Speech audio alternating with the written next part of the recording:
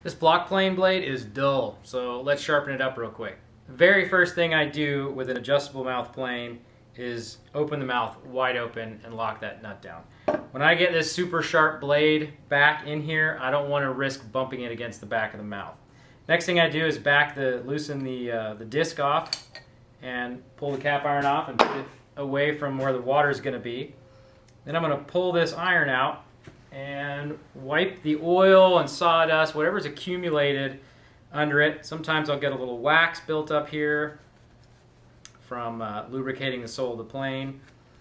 And then I'm going to inspect it, just make sure there aren't any rust spots that I missed. Looks pretty clean. I'm also going to do the same thing here. I'm just going to look inside the body, wipe down anything. I oiled that blade up really well the last time I put it in here, and it transferred a whole bunch of oil to these surfaces, so it's kept them pretty rust free. I'm happy with that. Okay, also going to put this off somewhere else. I've noticed that over time I put more pressure on one side of the blade than the other, and if it's a cambered iron, that center point will start to migrate to one side or the other. If it's a straight iron, it'll actually start to skew.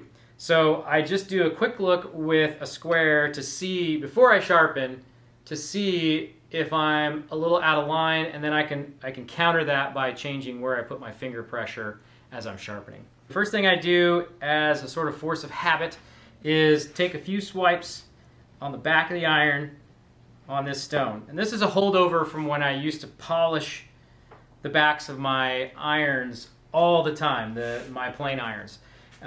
Since I started using the ruler trick, that's not really necessary, but I'm also concerned about there being a burr rolled over this edge from maybe I hit something and like a little bit of grit embedded in a piece of wood, and I didn't see that before I went to sharpen. And rubbing it on the stock will show a nice dark line, or rubbing it on this fine stone will put a dark line in the stone and show me that there may be something wrong with this edge. And then if there's just a regular burr all the way across, it'll polish it off. Now we're ready to put it in the honing guide. And I sharpen all my bevel up blades at 40 degrees. We're going to do that. And this is a cambered iron, so I'm going to have to shape it and polish it on each stone in 3 steps. I do my sides first, and then I go to the center. So I'm going to reach across with this finger and press on the opposite corner, and all my weight is there. Then I'm going to reverse that and go to the other side. And then 10 in the middle. Okay, now I'm going to start on the flat and go towards the edge and feel for a burr. And I've got a burr all the way across, and I'm doing really light pressure. You don't want to bend that burr over the edge, you don't want to break it, you just want to make sure that it's there. Now we're ready to move on to the intermediate stone. This is a 4,000 grit stone. That first one is 1,000. Same thing, reach across. And I probably do 15 strokes on this grit because I want to start polishing that edge.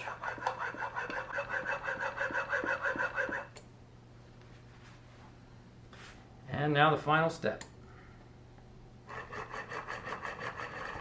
That was 20 strokes.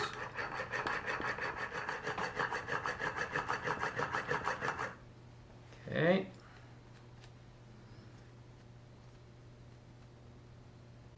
Okay, I've got a nice clean polish all the way across. There's a little bit of dull spots out on the very corner, and all that means is that the camber curved far enough out that when I polished it, it didn't actually cut that spot, and that means when I go to cut wood, it's not going to cut there anyways. So I'm not too worried about those dull spots out on the very end. As I continue to sharpen this, it'll work itself out. Now we're going to do the ruler trick. So I'll set this ruler down here. I'm going to set the blade so that the edge is hanging off of the stone, and I'm going to go back and forth as I slowly draw it onto the stone. So I'm doing 2 things. I'm polishing what's left of the burr off, and it's catching on the edge of the stone, which means it's not in the stone, which is a good thing. And I'm also creating a micro bevel at the back of this blade that is highly polished That way, where the two edges meet, there's no scratches, no imperfections, or at least no visible imperfections, and that reinforces that edge and helps it last longer. Okay, so we've dried it off and we're ready to stick it, we're ready to oil it and stick it back in the body. Okay, I've got my mouth wide open and the iron it's actually got almost enough liquid on it to pool up in the corners. I'm going to lift up with this finger, push down with that one so it's nice and steady, and I want to lead with the point of the blade and get it resting on the bench and then pivot it into place until it drops into the groove.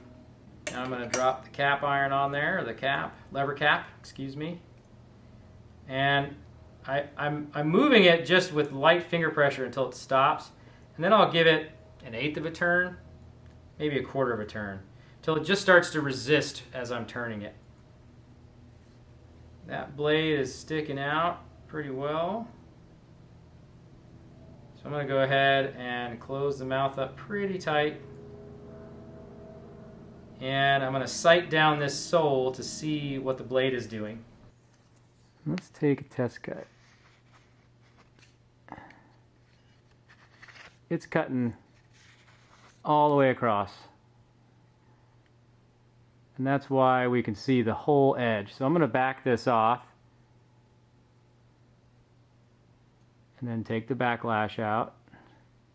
It looks like now the blade is going to cut a little higher on that side. So let's try it. No cut. No cut. Now we're cutting. Okay, so we've got a heavier cut on this edge, which means we need to tap the iron on the side, on this side, and that'll pivot the iron. It'll take a deeper cut here because it's anchored at a center point. So I have a finger against the side of the blade here so I can kind of feel what's happening, and I'm just going to tap. Okay, I felt that move. Let's have a look down the sole again. So nice that those workbenches are over there. It looks a little more even. Let's try it. You may be able to see the opening in the mouth is pretty even as well. It's a little tighter in the middle, but that's what we want with camber. All right, let's take a test cut. Nope, well, just a very light cut there.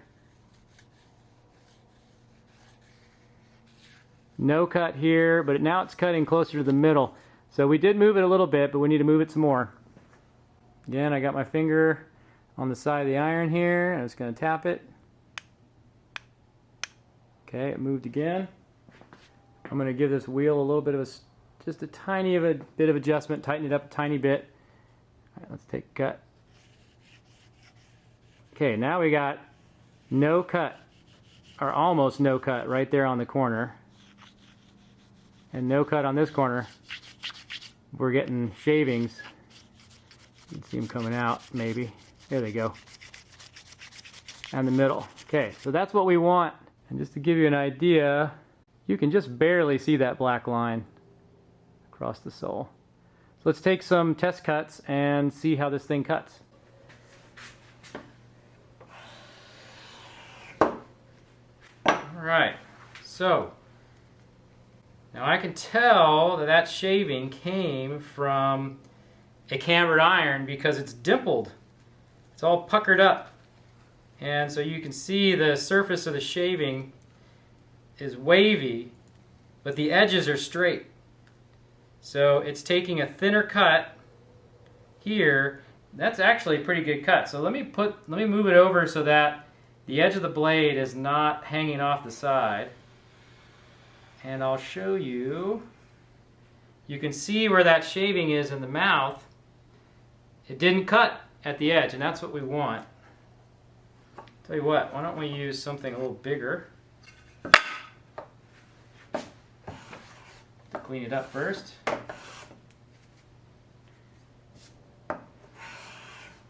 Okay, so that's a pretty good finish cut shaving.